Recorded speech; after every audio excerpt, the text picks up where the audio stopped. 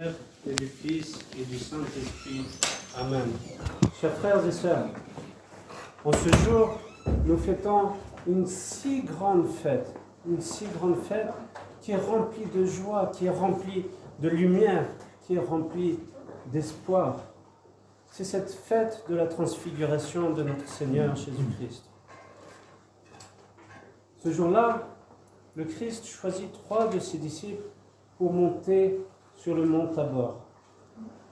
Et nous voyons que, à travers cet acte de monter sur la montagne, il faut avoir cet effort pour être dans cette rencontre avec le Christ lui-même.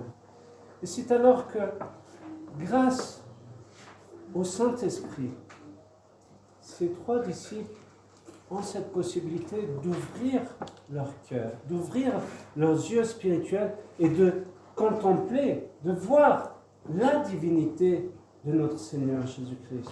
En effet, le Christ est Dieu et homme, mais il cachait cette divinité. Et c'est à ce moment-là, quand ces disciples ont fait cet effort d'aller vers le Christ, qu'ils ont cette possibilité de contempler cette divinité.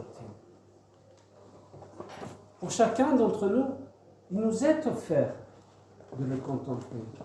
Mais nous avons, nous aussi, à faire cet effort, à mettre de côté nos anciennes habitudes, nos anciennes façons de penser, pour réussir à ouvrir justement nos cœurs, pour ouvrir notre esprit à cette rencontre avec Dieu lui-même.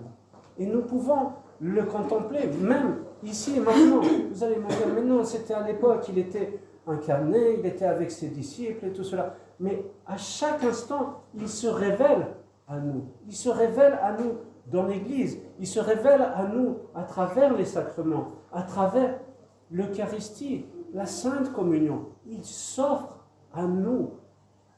Mais malheureusement, nous sommes aveuglés par nos passions, aveuglés par nos tentations, par ces biens terrestres, qui font que nous ne voyons plus cette réalité divine.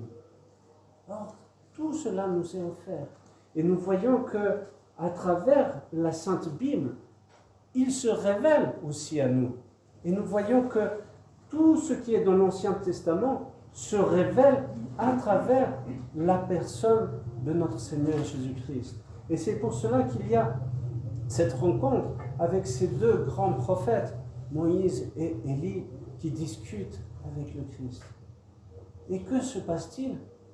Les disciples se sentent bien, ils se sentent en paix, ils se sentent dans cette communion avec Dieu. Et décident alors de dresser 3 tentes, une pour le Christ, une pour Moïse et une pour Élie. Et nous sommes invités, nous aussi, à vivre cette paix, à vivre cet amour, et de l'accueillir dans nos foyers, dans notre cœur, et de vivre cette paix, de transmettre cette paix.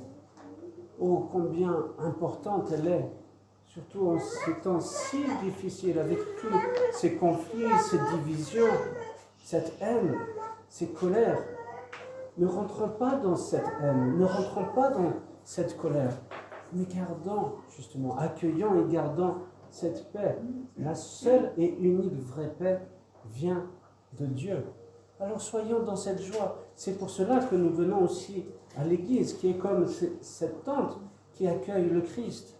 C'est cette joie. C'est pour cela que nous bâtissons des églises, des paroisses, pour justement vivre cette grâce, cette plénitude avec Dieu.